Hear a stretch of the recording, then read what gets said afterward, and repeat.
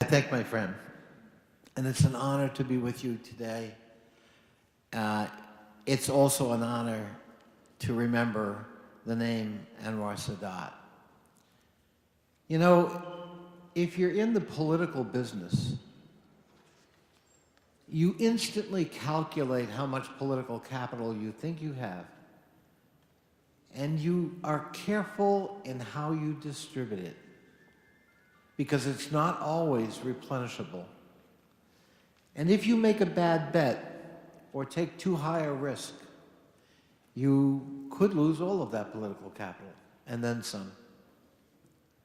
At the Camp David summit, 3 men who couldn't be more different,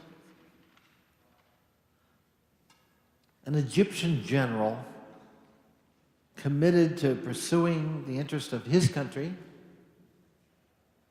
even if that involved war, a conservative Israeli politician who finally, after many years of struggle, came to power unexpectedly, who had a very different political base than previous labor governments, and a Southern Baptist born-again Democrat from Georgia. I don't know what odds you'd put on those 3 cutting any deal. But it was a very human process if you read what happened. It was a very human process. And we all benefited from that. And out of this very human environment, with foibles and flaws, a miracle occurred. Courage raised its head. And those 3 men rose above their political limitations and accepted a risk that very few other mortals would have taken. And they created peace.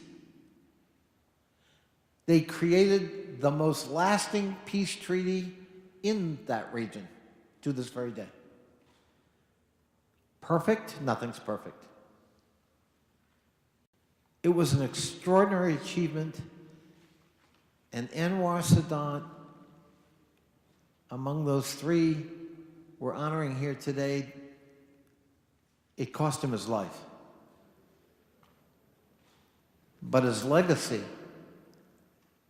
I hope and pray, will be permanent in the form of the Camp David Accords, and hopefully someday building on them. It's a rare event. We can celebrate the life and death of a peacemaker. And it is a lesson today for those in the region who struggle with how do we achieve peace? How do we live together? Anwar Sadat, Menachem Begin, and Jimmy Carter showed us this is not an impossible task. But it does take courage. I like to think that one aspect of the Camp David experience helped turn hearts and minds. When things were looking bad, Jimmy Carter, President of the United States, decided to take his 2 guests to the battlefield of Gettysburg, one of the most sacred sites in America. A 3-day battle that cost 50,000 lives or casualties and was the turning of the tide of the Civil War, but a bloody place. And I like to think that when Menachem Begin and Anwar Sadat and Jimmy Carter had to meditate a little bit on that place and what happened there, it inspired them not to repeat history.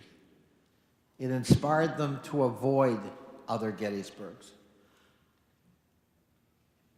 So it really is a humbling and a wonderful experience to be with you today in recollecting that path to peace. And I hope we remain inspired and hopeful from the example of Anwar Sadat. Thank you for having me here today. God bless you all.